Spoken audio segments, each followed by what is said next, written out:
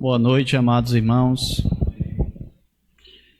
Gostaria de os convidar para abrir em Romanos 4, versículo 23. Nós vamos ler até 5, versículo 2. Repito. Sim. Pri. Nós vamos ler do 4, 23 até o 5, versículo 2.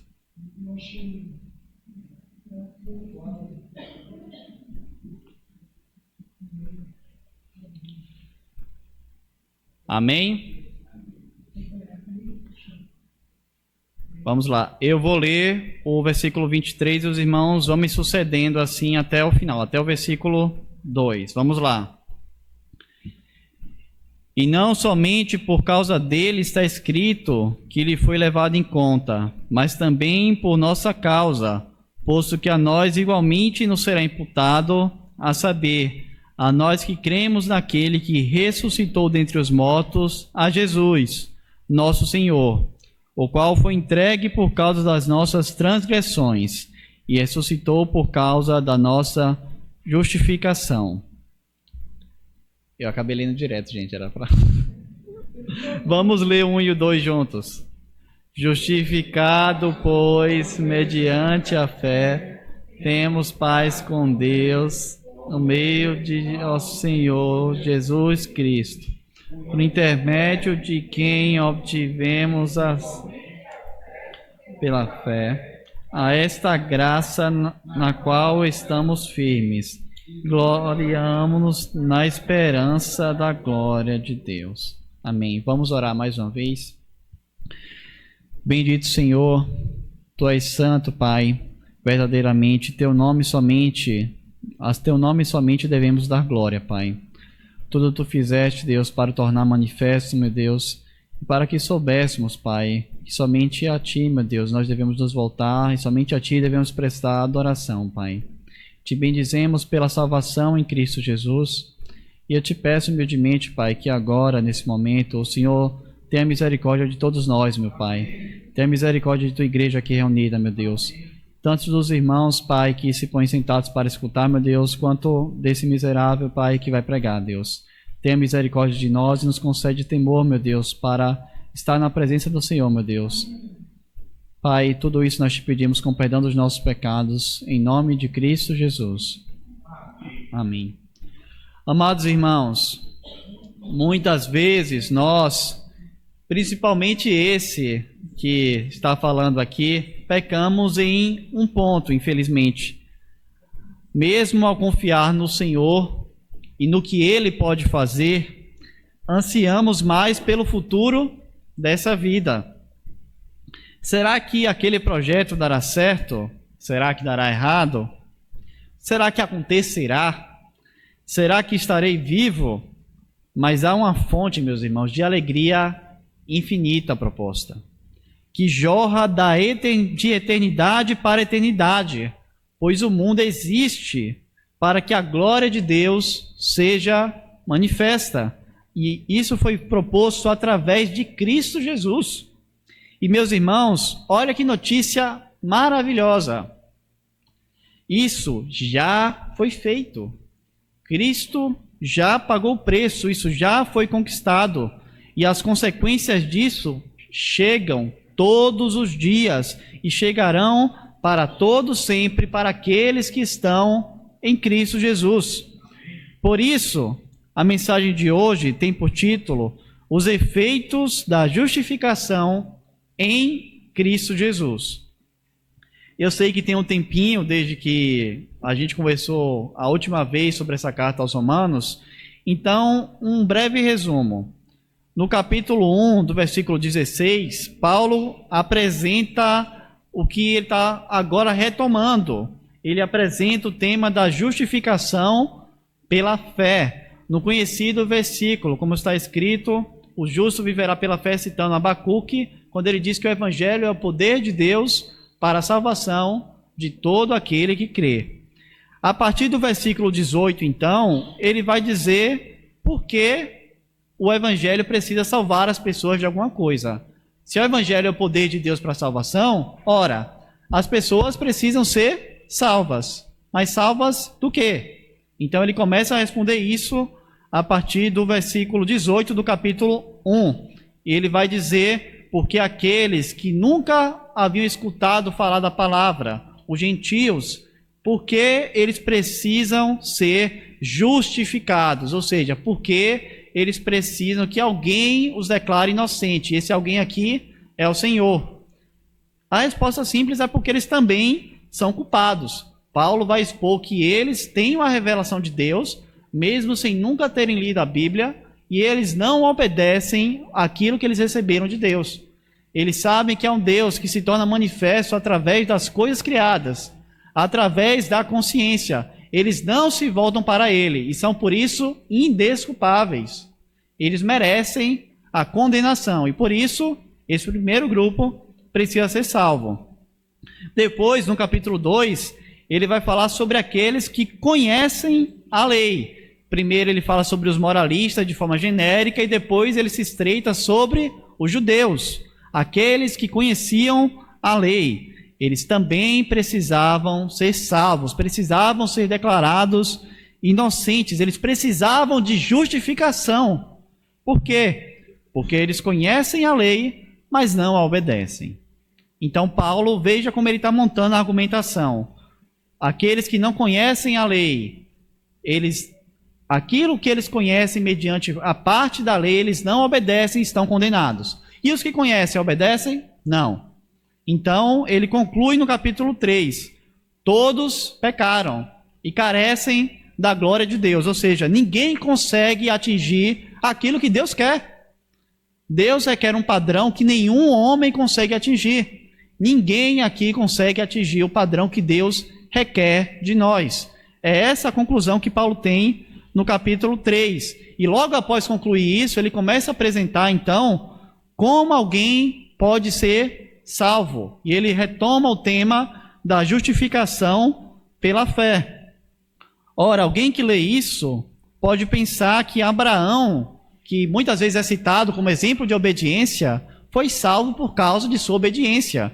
Sobretudo os judeus daquela época achavam isso. A gente tem escritos rabínicos deles ensinando que a obediência perfeita de Abraão foi o que o fez ser salvo por Deus.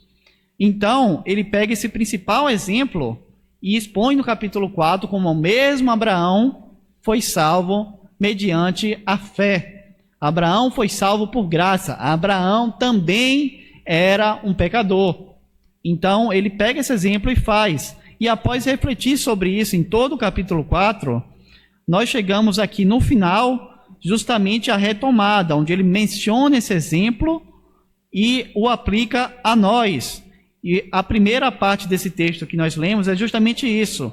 A justificação, meus irmãos, ela não é uma obra que ainda precisa ser feita alguma parte por nós, que Deus está esperando que a gente faça alguma coisa. A justificação é uma obra completa. Ela já foi completa. Isso aqui que é apresentado dos versículos 23 a 25.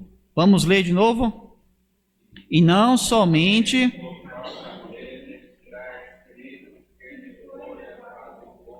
mas também por nossa causa, posto que a nós igualmente nos será imputado, a saber, a nós que cremos naquele que ressuscitou dentre os mortos, a Jesus, nosso Senhor, o qual foi entregue por causa das nossas transgressões e ressuscitou por causa da nossa justificação. Leiam o versículo 1 também.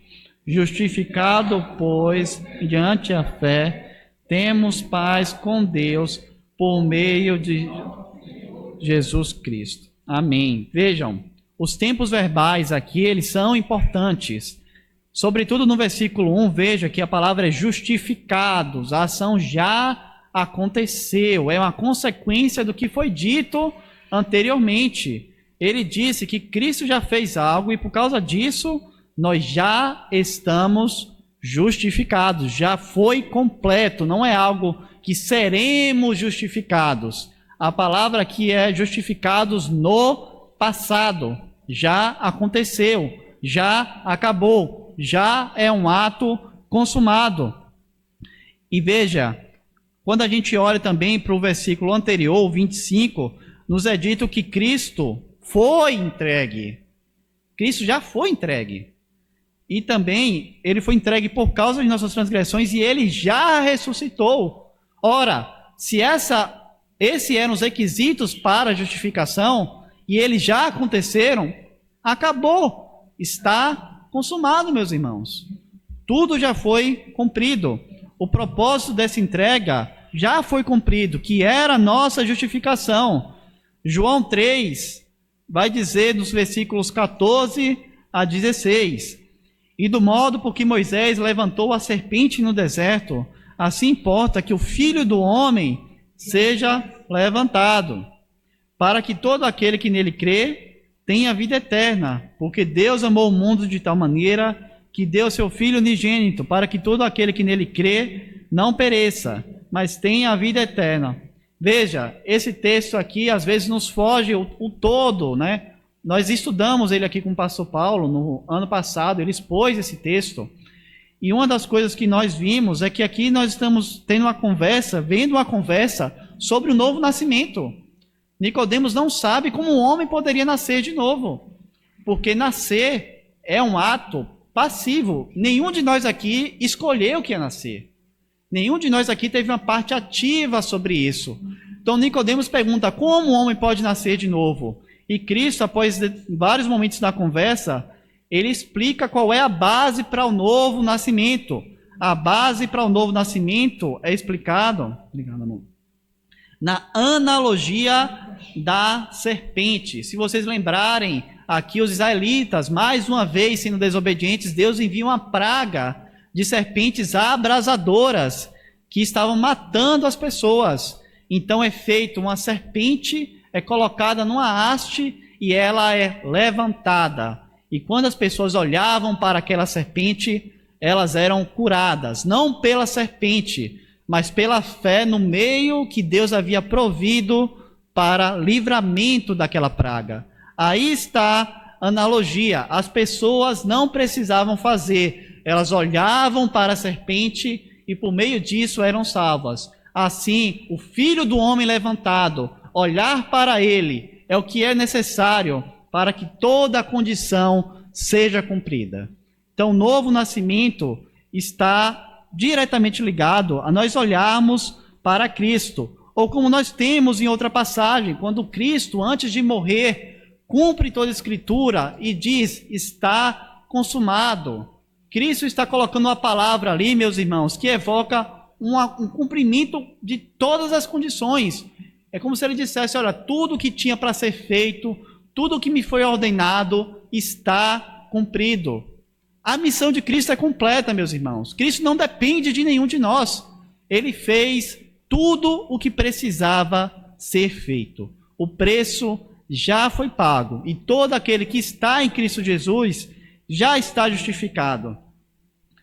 A ressurreição, por outro lado, ela aponta para a eficácia do sacrifício de Cristo. Veja, a morte vicária de Cristo mostra que os nossos pecados já foram pagos, e a sua ressurreição mostra que o seu sacrifício foi aceito. Temos a certeza de que somos inocentes diante de Deus se estamos em Cristo. Se verdadeiramente cremos em Cristo Jesus, e só por isso, nunca por mérito, nós somos livres do juízo que merecemos. Se alguém não está em Cristo, esse será condenado. Mas se alguém está em Cristo, o preço já foi pago. Já há salvação.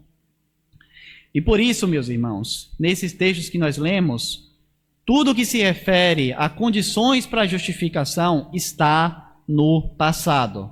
Já foi consumado, já está completo. Todo aquele que já está com Cristo Jesus, completamente, meus irmãos, já está salvo dessa ira. Agora, um segundo ponto.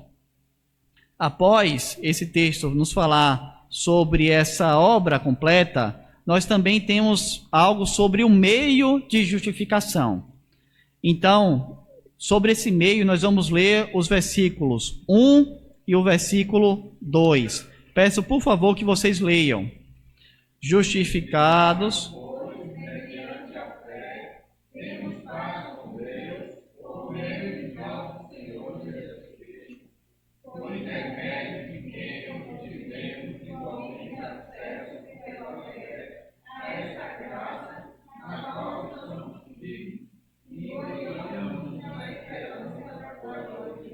Amém. Eu quero que você perceba aqui algumas palavras nesse versículo. A gente tem mediante a, por meio de, por intermédio, pela fé. E olha a quem está apontando essas coisas. Justificados. Como nós somos justificados? Através da fé, mediante a fé. Isso vem de nós? Não. Por meio de nosso Senhor Jesus Cristo, por intermédio de quem obtivemos igualmente acesso pela fé a esta graça. Então veja a centralidade da obra de Deus, da obra monergista de Deus, a obra que só Deus toma parte. Tudo vem mediante o que Ele faz. O acesso a Deus vem mediante a obra de Cristo Jesus. A paz com Deus vem mediante a obra de Cristo Jesus. Para Paulo, meus irmãos, é de suma importância defender que todo mérito é de Cristo. Todo mérito é de Cristo. Essa tese ela foi aberta lá no capítulo 1, no versículo 16 e 17, quando ele diz que ele não se envergonha do evangelho porque ele é o poder de Deus, não do homem, para a salvação de todo aquele que crê. E ele diz que o justo viverá pela fé. Paulo abre isso lá atrás, ou seja, não é o que o homem faz, ele vive pela fé, não é pelas obras, é pela fé que o homem é justificado.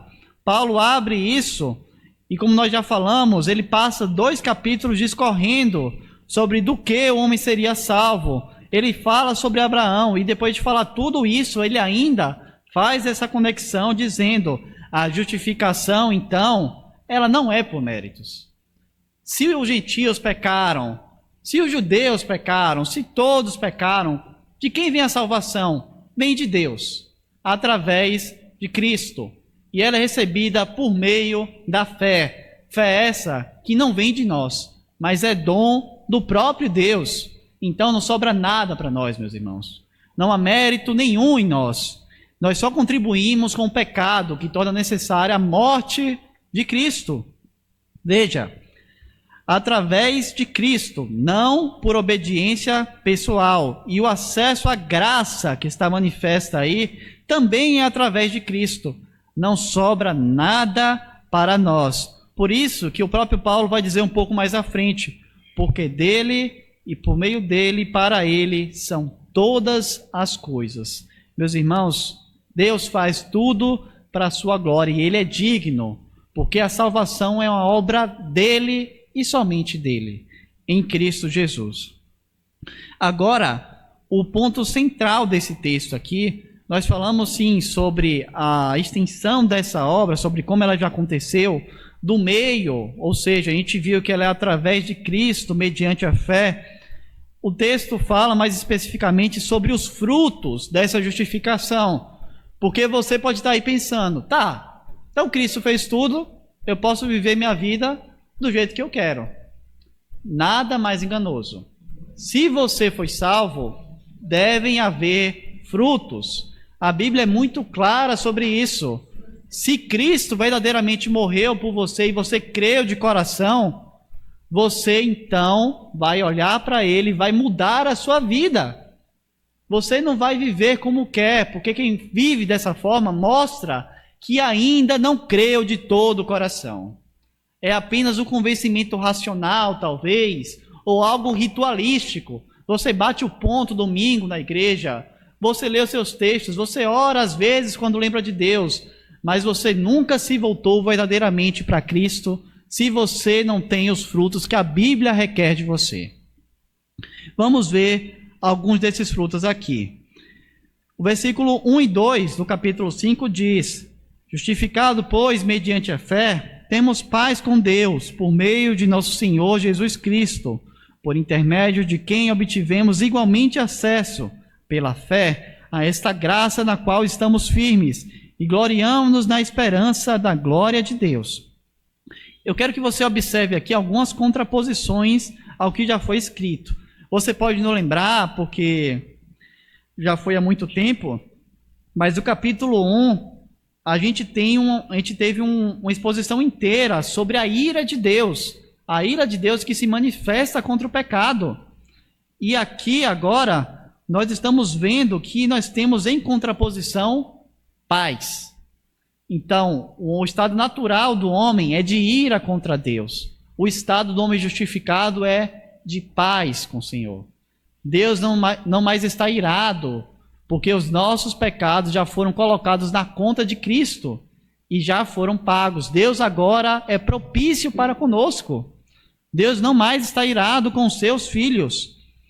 Colossenses 1, a partir do 19, diz assim: porque aprouve a Deus que nele residisse toda a plenitude, e que, havendo feito paz, como ele fez, pelo sangue da sua cruz, por meio dele, reconciliasse consigo mesmo todas as coisas, quer sobre a terra, quer sobre o céu. E a vós outros também, que outrora erais estranhos e inimigos do entendimento pelas vossas obras malignas, agora, porém, vos reconciliou no corpo da sua morte, mediante a sua morte, para apresentar-vos perante ele santos, inculpáveis e irrepreensíveis. Esse texto aqui que nós lemos, ele é muito direto, meus irmãos. Não é sobre o que o homem faz, porque ele diz claramente que Deus é quem reconcilia no sangue de seu Filho. Nós éramos estranhos e inimigos de Deus. Meus irmãos, não existe homem bom que não está em Cristo. Se o homem não se arrependeu, ele está em guerra contra Deus. Essa é a verdade que a Escritura apresenta.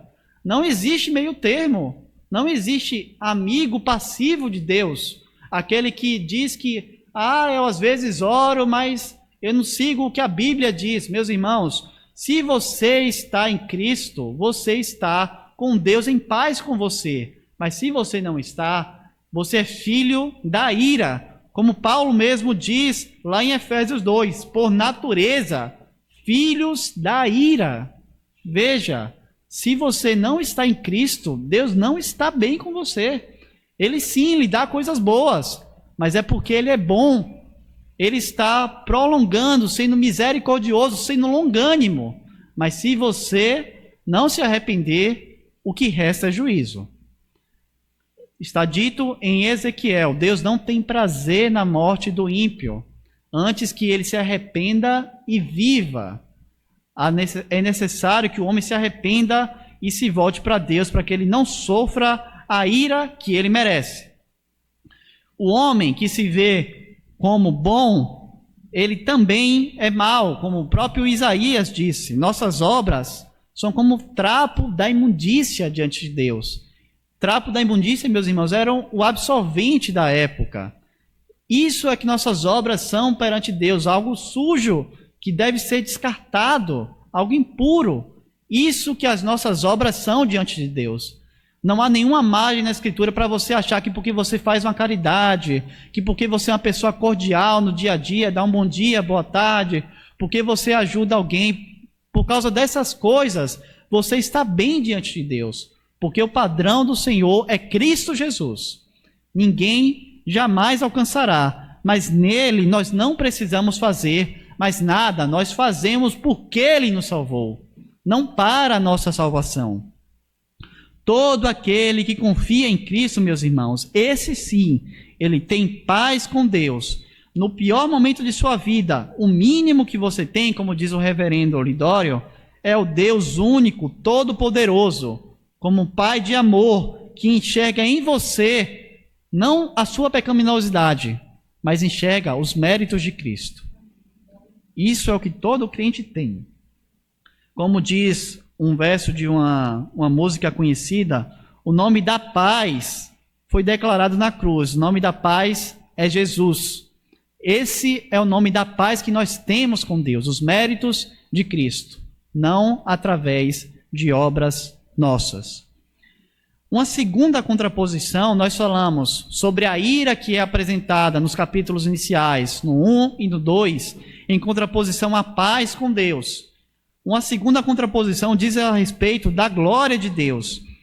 No capítulo 1, nos é apresentado esse problema, e no capítulo 3 é sumarizado isso, quando Paulo vai resumir tudo o que ele disse, dizendo: todos pecaram e estão atrasados, carecem da glória de Deus.